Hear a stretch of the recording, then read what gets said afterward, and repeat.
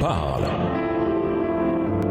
Chaque jour, Charles et Carole vous présentent la leçon de l'école du sabbat.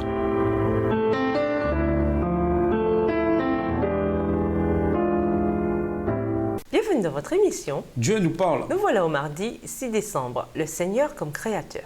Lisons Job 38, les versets 4 à 41. Quelles questions Dieu pose-t-il à Job et quel est l'objectif de ces questions? Job 38, versets 4 à 41. Où étais-tu quand je fondais la terre? Dis-le si tu as de l'intelligence. Qui en a fixé les dimensions? Le sais-tu? Ou qui a étendu sur elle le cordeau? Sur quoi ces bases sont-elles appuyées? Ou qui en a posé la pierre angulaire? Alors que les étoiles du matin éclataient en chants d'allégresse et que tous les fils de Dieu poussaient des cris de joie. Qui a fermé la mer avec des portes quand elle s'élança du sein maternel? Quand je fis de la nuée son vêtement et de l'obscurité ses langes? Quand je lui imposai ma loi et que je lui mis des barrières et des portes? Quand je dis, tu viendras jusqu'ici, tu n'iras pas au-delà, ici s'arrêtera l'orgueil de tes flots. Verset 12. Depuis que tu existes, as-tu commandé au matin? As-tu montré sa place à l'aurore? Pour qu'elle saisisse les extrémités de la terre et que les méchants en soient secoués? Pour que la terre se transforme comme l'argile qui reçoit une empreinte et qu'elle soit parée comme de vêtements? Pour que les méchants soient privés de leur lumière et que le bras qui se lève soit brisé? As-tu pénétré jusqu'aux sources de la terre? T'es-tu promené dans les profondeurs de l'abîme? Les portes de la mort t'ont-elles été ouvertes? As-tu vu les portes de l'ombre de la mort? As-tu embrassé du regard l'étendue de la terre?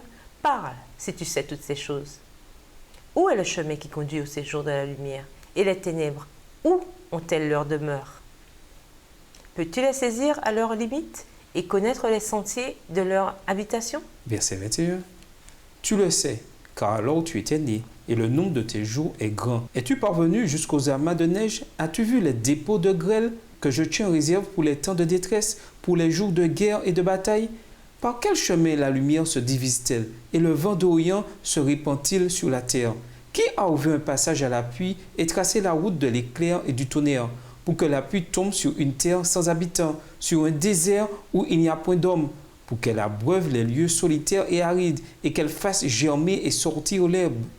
La pluie a-t-elle un père qui fait naître les gouttes de la rosée, du sein de qui sort la glace et qui enfante le frimas du ciel, pour que les eaux se cachent comme une pierre et que la surface de l'abîme soit enchaînée? Verset 31. Noues-tu les liens des Pléiades ou détaches-tu les cordages de l'Orient? Fais-tu paraître en leur temps les signes du zodiaque et conduis-tu la grande ourse avec ses petits? Connais-tu les lois du ciel? Règles-tu son pouvoir sur la terre? Élèves-tu la voix jusqu'aux nuées pour appeler à toi des torrents d'eau? Lances-tu les éclairs? Partent-ils? Te disent-ils, nous voici? Qui a mis la sagesse dans le cœur? Ou qui a donné l'intelligence à l'esprit? Qui peut avec sagesse compter les nuages et verser les outres des cieux, pour que la poussière se mette à ruisseler et que les mottes de terre se collent ensemble? Verset 39. Chasses-tu la proie pour la lionne et apaises-tu la faim des lionceaux? Quand ils sont couchés dans leur tanière, quand ils sont en embuscade dans leur repère? Qui prépare au corbeau sa pâture, quand ses petits crient vers Dieu, quand ils sont errants et affamés? Si Job s'attendait à une explication détaillée sur le pourquoi de ces catastrophes, il ne l'a pas eu.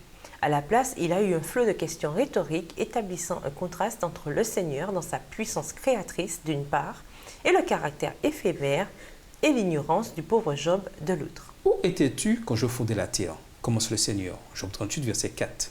Après avoir fait écho à plusieurs des premières images de Genèse, par exemple les origines de la terre, de la mer, de la lumière et de l'obscurité, Dieu dit à Job, pour résumer, que, bien sûr, il sait tout cela, car alors il était né et le nombre de ses jours est grand. Voir Job 38, verset 21.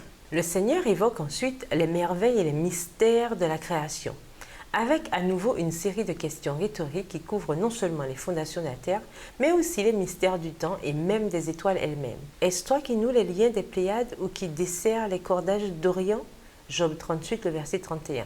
Il ramène ensuite Job à la terre, depuis l'intelligence humaine, Job 38, le verset 37, jusqu'à l'existence des animaux sauvages, Job 38, les versets 39 à 41. Thème qui est développé plus en détail tout au long de Job 39. Si le livre avait été écrit aujourd'hui, le Seigneur aurait pu demander « Qui assemble les carques en protons et en neutrons. Où étais-tu quand j'ai mesuré une masse de Planck pour la première fois? Est-ce par ta sagesse que la gravité soumet l'espace et le temps? La réponse à toutes ces questions est la même. Bien sûr que non.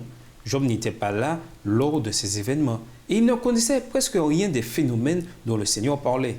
L'idée de Dieu, c'était de montrer à Job que même toute sa sagesse et sa science, et même le fait qu'il parlait avec droiture, Job 42, verset 7 de la version Colombe, de Dieu par rapport aux autres hommes, Job en savait très peu finalement, et c'est dans son ignorance de la création que se révèle son manque de connaissance de Dieu. Si Job en savait si peu sur la création, que pouvait-il comprendre du Créateur? Quel contraste puissant entre le Créateur et le créé, entre Dieu et l'humanité. Dieu s'est comparé à Job, mais n'importe quel autre être humain, à l'exception de Jésus, aurait fait l'affaire. Et nous vous laissons à cette question de réflexion. Pourquoi Dieu refuserait-il de répondre à toutes nos questions? Au revoir. Et à demain si Dieu veut. Dieu nous parle. Chaque jour, Charles et Carole vous présentent la leçon de l'école du sabbat.